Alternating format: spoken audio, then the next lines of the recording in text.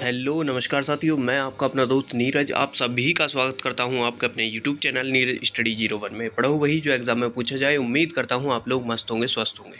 Delhi police constable को ध्यान में रखते हुए आपकी क्लास शुरू की गई है। इससे पहले हम आपकी जो है 56 क्लास करा चुके हैं। जिन लोगों ने वो क्लास नहीं लगाई तो प्ले लिस्ट में आए, वो क्लास आप जरूर लगाएं।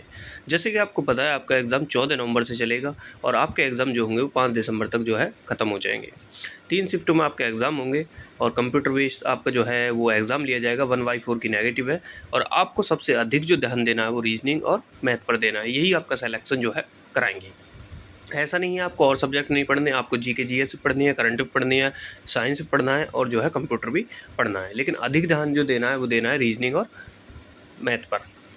तो आइए फटाफट से क्लास से स्टार्ट कर लेते हैं। सभी को पहले क्लास को एक बार लाइक करना है और जो है क्लास को शेयर करना है। जो लोग चैनल पर नए आए हैं चैनल को सब्सक्राइब करेंगे, बेल आइकन पर क्लिक करेंगे।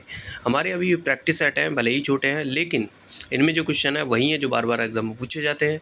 या मैं जो क्वेश्चन करा रहा हूँ आपको तुरंत अपनी बुक से जाना है। मैंने आपको ट्रिक बताई है, तुरंत अपनी बुक में जाना है। 8 से 10 क्वेश्चन उसके कर लेने हैं। उससे क्या होगा कि आपका जो है बार बार रिविज़न नहीं करना पड़ेगा और आपकी तैयारी जो है बेहतर हो जाएगी।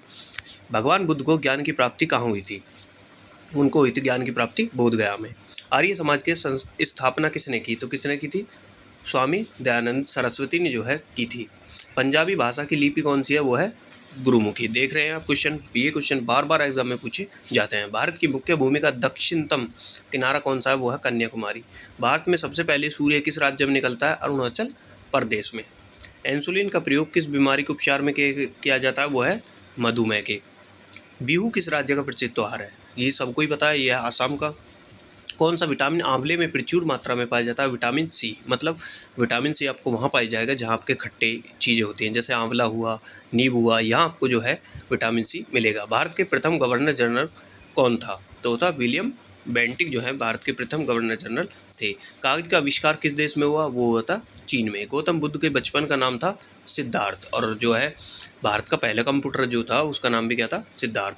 भारत में सशस्त्र बलों का सर्वोच्चम सेनापति कौन है? वो कौन है? राष्ट्रपति। और जो है ये भारत के प्रथम नागरिक भी होते हैं। कौन? वो होते हैं हमारे राष्ट्रपति। आइए देख लेते हैं रीजनिंग के क्वेश्चन।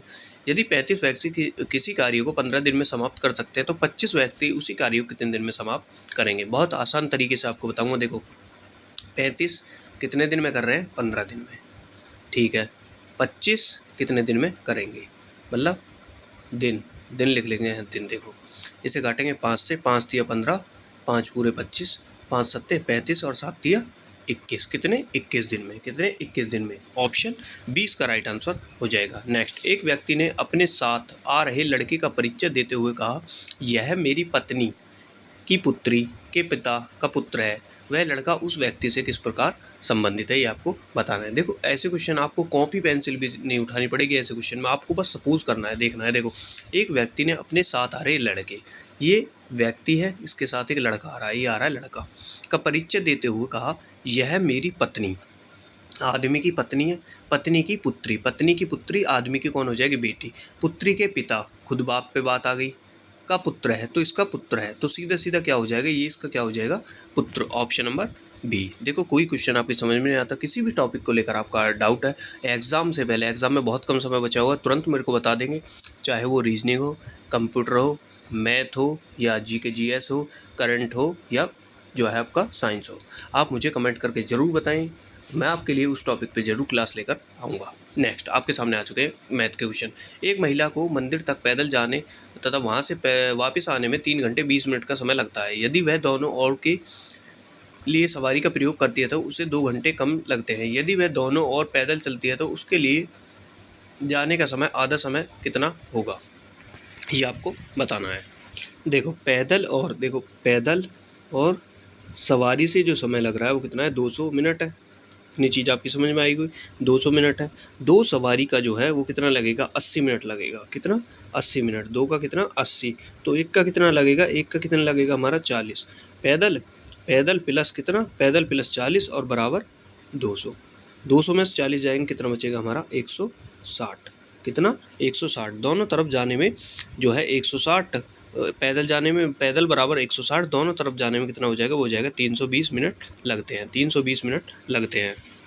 दोनों तरफ का कितना हो जाएगा, वो हो जाएगा जब पैदल का एक तरफ का कितना बता रहा है, वो बता रहा है कितना 160, तो दोनों तरफ का हो जाएगा कितना 320 मिनट। 320 मिनट कितनी होती हैं, तो वो होती हैं, तो आपको बताना है, देखो ये चीज़ समझनी है। आधा समय कितना होगा, आधा समय कितना हो जाएगा जब ये कितना बता रहा है हमें 320 मिनट, तो आधा समय कितना हो जाएगा हमारा, आधा हो जाएगा 2 घंटे 40 मिनट। 2 घंटे 40 मिनट कौन से में है, वो है ऑप्शन नंबर डी में। ऑप्शन नंबर डी इसका राइट आंसर हो जाएगा। नेक्स्ट, ए बी एक साथ चलना शुरू करते हैं, क्रमशः एक्स और वाई दोनों स्थान में एक दूसरे की ओर बढ़ते हैं। मार्ग में एक निश्चित बिंदु पर एक दूसरे से मिलने के बाद ए तथा बी क्रमशः वाई तथा एक्स पर पहुंचने में 3.2 घंटे और 1.8 घंटे लगते हैं। यदि बी की चाल 12 किलोमीटर प्रति घंटा है तो ए की चाल कितनी होगी। देखो क्वेश्चन आपको बहुत बड़ा लग रहा है, लेकिन इसका जो सॉल्यूशन है बहुत छोटा सा है। देखो वी ए और कौन सी वी बी बराबर कितना होता है हमारा, वो होता है टी बी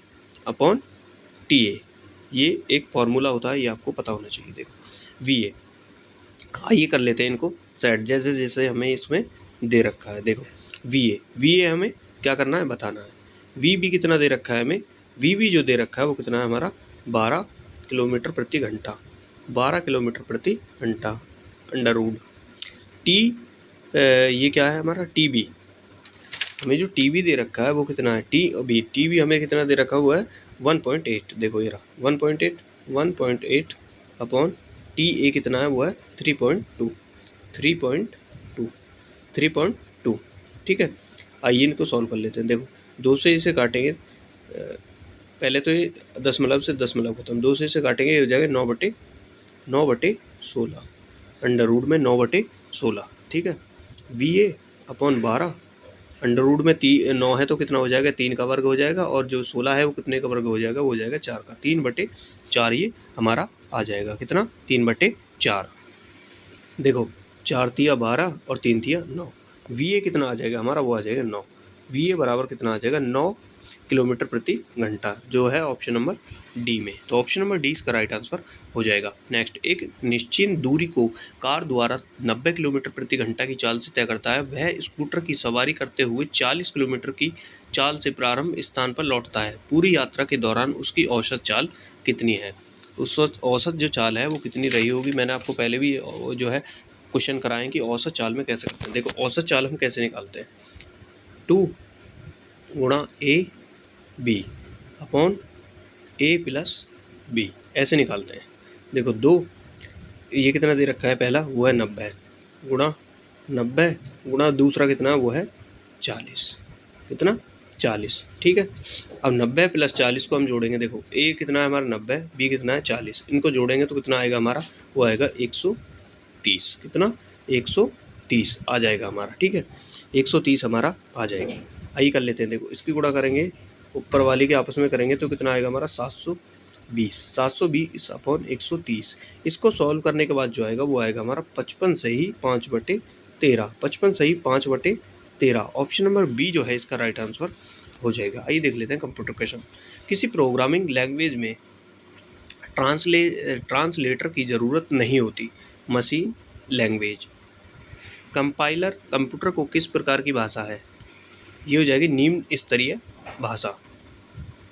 डायरेक्टरी के अंदर को डायरेक्टरी को क्या कहा जाता है, वो कहा जाता है सब डायरेक्टरी।